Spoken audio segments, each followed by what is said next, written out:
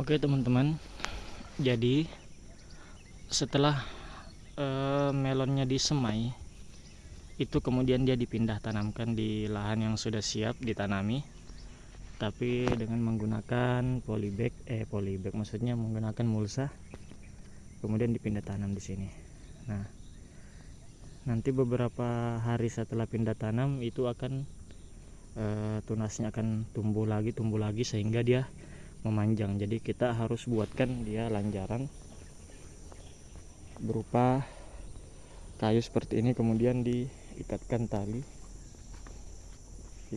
seperti ini.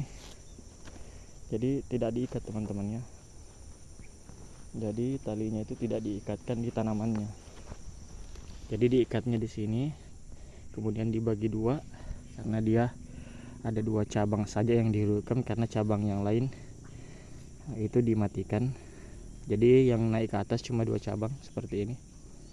Nah, jadi ini tidak diikat teman-teman, karena kalau diikat nanti potensi dia tanamannya itu bisa luka, sehingga nanti jadi peluang untuk jamur hidup di situ teman-teman.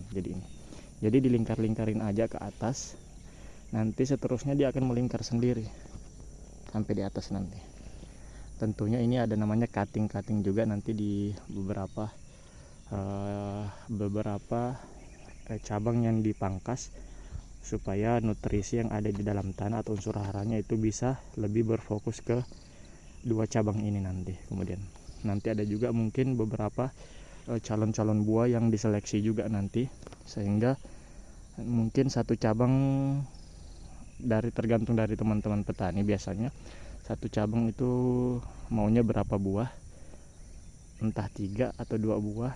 Jadi buah-buah yang lain itu mungkin di cutting supaya nutrisi bisa berfokus ke buah yang diinginkan, seperti itu.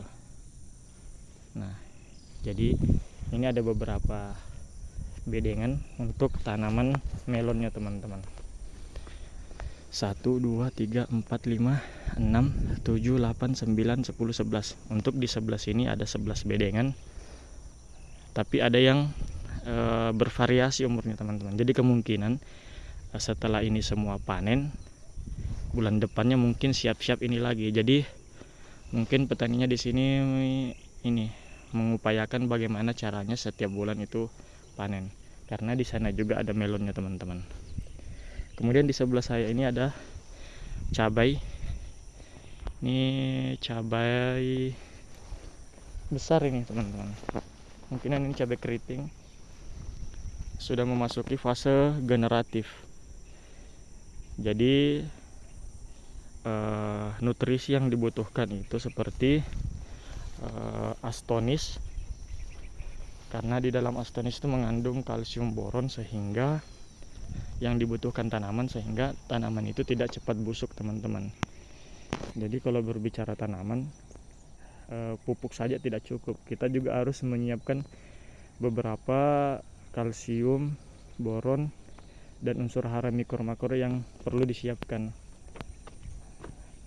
seperti itu. Sehingga contoh seperti astonis itu dia teman-teman untuk menghasilkan bobot buah yang berkualitas, sehingga buah-buah yang ada pada tanaman ini itu bisa keluar lebih banyak lagi, seperti itu teman-teman.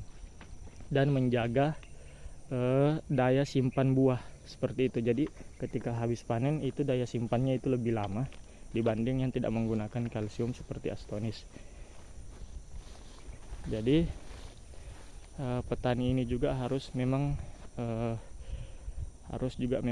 terbuka atas dengan informasi pertanian, jadi sehingga tanaman mereka itu bisa lebih terawat dan sehat teman-teman.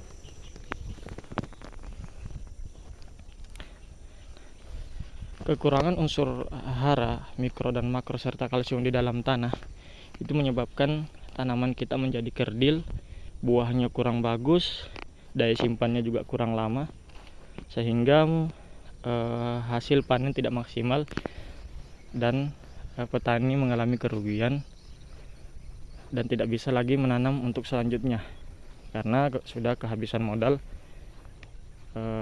dari tanaman sebelumnya yang kurang maksimal teman-teman. Jadi memang benar-benar harus, kalau mau bertani harus dipersiapkan sebelum menanam. Jadi ada baiknya kita siapkan saja dulu, jangan mengharapkan orang lain apalagi pemerintah supaya tanaman kita lebih sehat, karena tanaman tidak mau menunggu teman-teman, seperti itu. Karena kalau kita mengharapkan dari orang lain, itu prosesnya berbelit-belit, apalagi seperti bantuan dari pemerintah. Bukan berarti pemerintah tidak mau bantu, karena mereka ada beberapa yang harus diselesaikan dulu administrasinya, mungkin seperti itu. Nah, sedangkan tanaman kita tidak menunggu itu, tidak mau menunggu hal-hal seperti itu. Jadi memang harus mandiri dulu teman-teman, supaya tanaman kita lebih maksimal tumbuhnya, seperti itu. Nah, ini sudah memasuki fase generatif. Ini sebuah muncul calon-calon buah. Nah, ini teman-teman, jika tidak dirawat dengan baik, tidak disemprotkan nutrisi, maka dia ini nanti akan rontok nih teman-teman, akan rontok, calon buahnya jadi gugur, sehingga buahnya itu kurang maksimal teman-teman.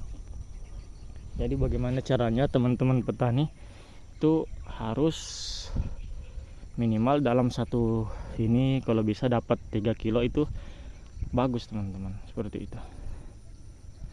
Nah, ini kan buahnya berbeda dengan ini nih, buahnya ini lebih banyak teman-teman, seperti itu. Nah, ini buahnya lebih banyak. Ada juga yang hangus teman-teman.